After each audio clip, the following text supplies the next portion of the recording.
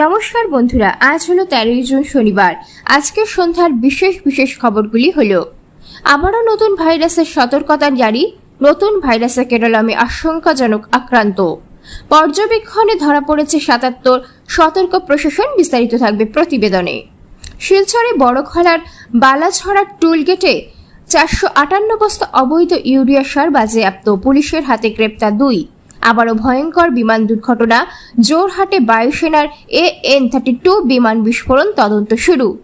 অখিল ভারতীয় চা মজদুর সংঘের সম্মেলন, গঠিত নয়া শিলচর কাছাড় জেলা কমিটি। অমরনাথের যাত্রাপথে কাপ্টার নয়, থাকছে ডিজিটাল ম্যাপিং। এবং ডিমা হাসাওয়ার উন্নয়নে জোর, উচ্চ পর্যায়ে বিভাগীয় পর্যালোচনা বৈঠকে মন্ত্রী কৃষ্ণেন্দু পাল। তাহলে বিস্তারিত খবরে যাওয়ার আগে অবশ্যই ভিডিওটিতে একটি লাইক দিয়ে চ্যানেলটি সাবস্ক্রাইব করে পাশের বেল আইকনটি বাজিয়ে রাখবেন এবং ফেসবুক পেজে দেখে থাকলে পেজটিকে ফলো করে ভিডিওটি শেয়ার করবেন, যাতে সঠিক খবরগুলি সবার কাছে পৌঁছতে পারি। এবার শুনুন আজকের খবরের বিস্তারিত। প্রথম খবর, কেরলামে নিপা আক্রান্ত আশঙ্কাজনক, পর্যবেক্ষণে 77, সতর্ক প্রশাসন। বাড়ল নিপা ভাইরাস। কেরলামের কোঝিকোড়ের এক বাসিন্দার টেস্ট রিপোর্ট পজিটিভ আসার পরে সতর্কতা বাড়িয়েছে রাজ্য প্রশাসন। রোগীর অবস্থা আশঙ্কাজনক, তাকে রাখা হয়েছে আইসোলেটেড ভেন্টিলেশন সাপোর্টে। তবে গত কয়েকদিনে তার সংস্পর্শে আসা মোট 77 জনকে শনাক্ত করে তাদের পর্যবেক্ষণে রাখা হয়েছে। পুনের ন্যাশনাল ইনস্টিটিউট অব ভাইরোলজি শুক্রবার জানায়, কোঝিকোড়ের রামা নাট্টুকারার বছর 43-এর ওই ব্যক্তির শরীরে নিপা ভাইরাসের উপস্থিতি মিলেছে। তারপরেই নড়ে চড়ে বসে কেরলের স্বাস্থ্য দপ্তর। সূত্রের খবর, 30 মে থেকে 10 জুন পর্যন্ত সময়ের মধ্যে ওই সংক্রমিত ব্যক্তির রুট ম্যাপ দেখে 77 জনকে শনাক্ত করা সম্ভব হয়েছে, যারা কোনোভাবে ওই ব্যক্তির সংস্পর্শে এসেছিলেন। স্বাস্থ্য দপ্তরের আধিকারিকরা জানান, 77 জনের মধ্যে 2 জন রয়েছেন হাইয়েস্ট রিস্ক ক্যাটাগরিতে এবং 13 জন হাই রিস্কের মধ্যে। তাদের এই মুহূর্তে কোয়ারেন্টাইনে থেকে পর্যাপ্ত সতর্কতা অবলম্বন করার পরামর্শ দেওয়া হয়েছে। কোঝিকোড়ের জেলাশাসক MS মাধবীকুট্টি জানিয়েছেন, নিপা ভাইরাসের সংক্রমণ রুখতে এই মুহূর্তে যে 77 জনকে পর্যবেক্ষণে রাখা হয়েছে, তাদের মধ্যে 78 জন স্বাস্থ্যকর্মী, 14 জন রোগীর পরিবারের সদস্য ও 5 জন ওই ব্যক্তির বন্ধু সহকর্মী। তবে এখনো পর্যন্ত তাদের কারো মধ্যেই নিপার উপসর্গ দেখা দেয়নি। মাধবীকুট্টি জানান, আক্রান্ত ব্যক্তির সংক্রমণের উৎস এখনো পর্যন্ত স্পষ্ট বোঝা যায়নি।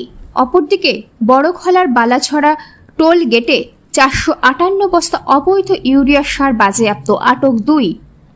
বড়খলা থানার পুলিশের বিশেষ অভিযানে বিপুল পরিমাণ অবৈধ ইউরিয়া সার বাজেয়াপ্ত করা হয়েছে। শনিবার বালাছড়া টোল গেট এলাকায় পরিচালিত অভিযানে একটি লরি থেকে 458 বস্তা ইউরিয়া সার উদ্ধার করা হয়েছে। পুলিশ সূত্রে জানা গেছে, সন্দেহভাজন হিসাবে AS11 EC নম্বরের একটি লরিকে আটক করে তল্লাশি চালানো হয়। এ সময় লরিতে থাকা বিপুল পরিমাণ ইউরিয়া সার উদ্ধার করা হয়। তবে সংশ্লিষ্টরা সারগুলো বৈধ কাগজপত্র দেখতে ব্যর্থ হন। এই ঘটনায় জড়িত থাকার অভিযোগে লরির চালক ও সহকারী চালককে আটক করেছে বড়খলা থানার পুলিশ। বাজেয়াপ্ত সার ও আটক ব্যক্তিদের বিরুদ্ধে প্রয়োজনীয় আইনি ব্যবস্থা গ্রহণের প্রক্রিয়া চলছে বলে জানিয়েছে পুলিশ।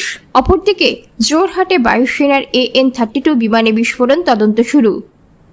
জোরহাট জেলার রোরইয়া বিমান ঘাঁটিতে ভারতীয় বায়ুসেনার একটি AN-32 পরিবহন বিমানে অঘটনের ঘটনা ঘটেছে। সূত্রের খবর, বিমানটির নিরাপদে অবতরণ করার কিছুক্ষণ পরেই হঠাৎ বিস্ফোরণের ঘটনা ঘটে, যার জেরে ঘাঁটি চত্বরে ব্যাপক চাঞ্চল্যের সৃষ্টি হয়। ঘটনার খবর পাওয়া মাত্রই বায়ুসেনার কর্মী ও জরুরি পরিষেবা দল দ্রুত ঘটনাস্থলে পৌঁছে পরিস্থিতি নিয়ন্ত্রণে আনে। প্রাথমিকভাবে বিমানের কিছু ক্ষয়ক্ষতির খবর মিললেও এ ঘটনায় কেউ হতাহত হয়েছে কিনা সে বিষয়ে এখনো পর্যন্ত কোনো সরকারি বিবৃতি প্রকাশ করা হয়নি। বিস্ফোরণের কারণ কি এবং কিভাবে এই ঘটনা ঘটল তা খতিয়ে দেখতে ইতিমধ্যে তদন্ত শুরু করেছে সংশ্লিষ্ট কর্তৃপক্ষ। তদন্তের রিপোর্টের পরই ঘটনার প্রকৃত কারণ স্পষ্ট হবে বলে মনে করা হচ্ছে। অপরদিকে অখিল ভারতীয় চা মজদুর সংঘের সম্মেলন, গঠিত নয়া কাছাড় জেলা কমিটি। সিটু অনুমোদিত অখিল ভারতীয় চা মজদুর সংঘের 5ম সম্মেলন শুক্রবার রাতে সম্পন্ন হয়েছে। ডলু চা বাগানের সভাগৃহে অনুষ্ঠিত এই সম্মেলনে জেলার বিভিন্ন চা বাগান থেকে আগত প্রতিনিধিরা অংশগ্রহণ করেন। সম্মেলনে চা শ্রমিকদের নানাবিধ সমস্যা, দাবি দাওয়া ও অধিকার সংক্রান্ত বিষয় নিয়ে বিস্তারিত আলোচনা হয়। উপস্থিত ছিলেন সংগঠনের আসাম রাজ্য কমিটির নেতা রয়েল সোরেন। তিনি রাজ্যের চা শ্রমিকদের বর্তমান পরিস্থিতি তুলে ধরার পাশাপাশি সরকারি শ্রমিক বিরোধী নীতির সমালোচনা করেন এবং শ্রমিক স্বার্থ রক্ষায় ঐক্যবদ্ধ আন্দোলনের ওপর গুরুত্ব আরোপ করেন। এছাড়াও সম্মেলনে উপস্থিত ছিলেন সিটু নেতা সমীরণ আচার্য। আলোচনার পর সর্বসম্মতিক্রমে সুপ্রিয় ভট্টাচার্যকে সভাপতি এবং মনীষ কর্মকারকে সাধারণ সম্পাদক নির্বাচন করে 21 সদস্য বিশিষ্ট নতুন জেলা কমিটি গঠন করা হয়।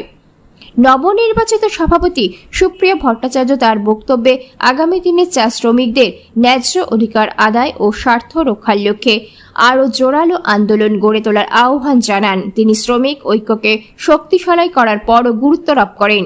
অপরদিকে অমরনাথ যাত্রাপথে কাপ্টার নয়, থাকছে ডিজিটাল ম্যাপিং।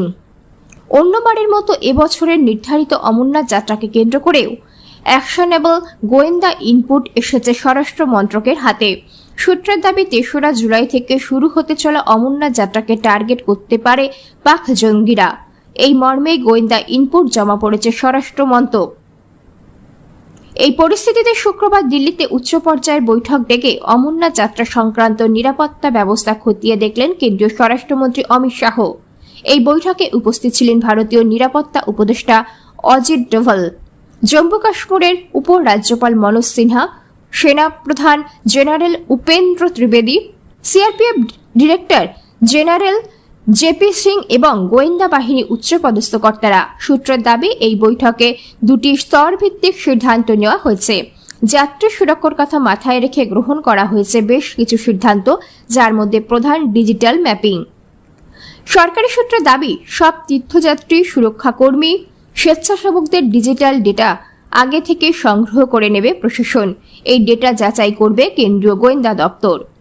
পহেচান অ্যাপ্লিকেশনের মাধ্যমে হবে এই ডেটা যাচাই, যেখানে প্রশাসনের তরফে দেওয়া কিউআর কোড ভেরিফিকেশনের মধ্যে দিয়ে যেতে হবে সমস্ত যাত্রী নিরাপত্তা কর্মী এবং স্বেচ্ছাসেবকদের। যারা যাত্রা রুটে খাবার বিক্রি বা বিনামূল্যে খাবার বিলি করবেন, তাদের জন্য থাকবে এই ধরনের ভেরিফিকেশন পদ্ধতি। গোটা যাত্রা পর্বকে নিশ্চিদ্র নিরাপত্তা বলয়ে মুড়ে ফেলার সিদ্ধান্ত নেওয়া হয়েছে। 57 দিনের যাত্রায় কোনোভাবেই হেলিকপ্টার পরিষেবা থাকবে না। পুরো যাত্রাপথে নো ফ্লাইং জোন ঘোষণা করা হয়েছে। একই সঙ্গে রাত দিন এই যাত্রাপথে মোতায়েন থাকবে কেন্দ্রীয় নিরাপত্তা বাহিনী। সূত্রের দাবি, এবারে অমরনাথ যাত্রা রুটের মধ্যে অনেক বেশি পরিমাণে portable jammer, deep search metal detector এবং এক্সপ্লোসিভ ডিটেক্টর বসানো হবে। যাত্রা রুটে মোড়া থাকবে সিসিটিভি নজরদারিতে, সঙ্গে থাকছে রাত দিনে ড্রোন নজরদারিও। অমরনাথ যাত্রা চলাকালীন জম্মু কাশ্মীরে বিভিন্ন প্রান্তে কোনো বাড়ি ভাড়া নিতে গেলে সংশ্লিষ্ট ভাড়াটাকে আগে রাজ্য পুলিশের ভেরিফিকেশন পদ্ধতির মধ্যে দিয়ে যেতে হবে, এমন সিদ্ধান্তও হয়েছে এদিনের বৈঠকে। অপরদিকে ডিমা হাসাওয়ারের উন্নয়নে জোর, উচ্চ পর্যায়ে বিভাগীয় পর্যালোচনা বৈঠকে মন্ত্রী কৃষ্ণেন্দু পাল।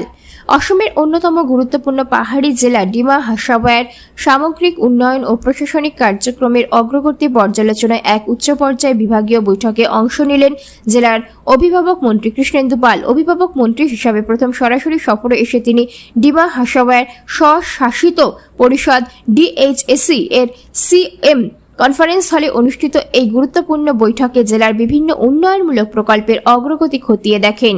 বৈঠকে উপস্থিত ছিলেন ডিএইচএসির প্রধান কার্যনির্বাহী সদস্য দেবলাল গার্লোসা, পরিষদের চেয়ারম্যান মোহিত হোজাই, হফলং এর বিধায়িকা রূপালী লাংথাসা, বিজেপি জেলা সভাপতি ধৃতি থাও সেন, পরিষদের এক্সিকিউটিভ মেম্বার ও সদস্যবৃন্দ, হিলস এরিয়া ডেভেলপমেন্ট বিভাগের সচিব টিডিটি দাওলা গুপু, জেলার আয়ুক্ত গায়ত্রী দেবী দাস হাইলিঙ্গে, পুলিশ সুপার রিপুঞ্জয় কাকতি এবং বিভিন্ন বিভাগের ঊর্ধ্বতন আধিকারিকরা।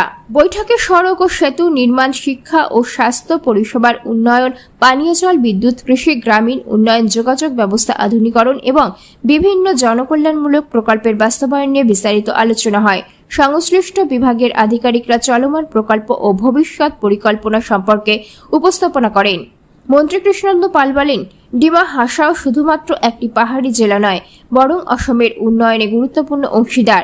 তিনি সরকারি প্রকল্পগুলি সময়মতো বাস্তবায়ন, স্বচ্ছতা বজায় রাখা এবং কাজের গুণগত মান নিশ্চিত করার উপর বিশেষ গুরুত্ব আরোপ করেন। পাশাপাশি জনগণের সমস্যা দ্রুত সমাধানে প্রশাসনকে আরও সক্রিয় ও জনমুখী হওয়ার নির্দেশ দেন। বর্ষাকালে সম্ভাব্য প্রাকৃতিক দুর্যোগ মোকাবিলার প্রস্তুতি নিয়েও বৈঠকে আলোচনা হয়। স্বাস্থ্য, শিক্ষা, যুবশক্তির ক্ষমতায়ন এবং গ্রামীণ অর্থনীতিকে শক্তিশালী করার লক্ষ্যে একাধিক কর্মসূচি গ্রহণের উপর জোর দেওয়া হয়।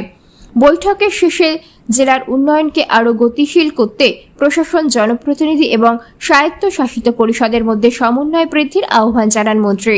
সংশ্লিষ্ট মহলের মতে এই পর্যালোচনা বৈঠক ডিমা হাসাওয়ার উন্নয়ন কর্মকাণ্ডে নতুন গতি সঞ্চার করবে।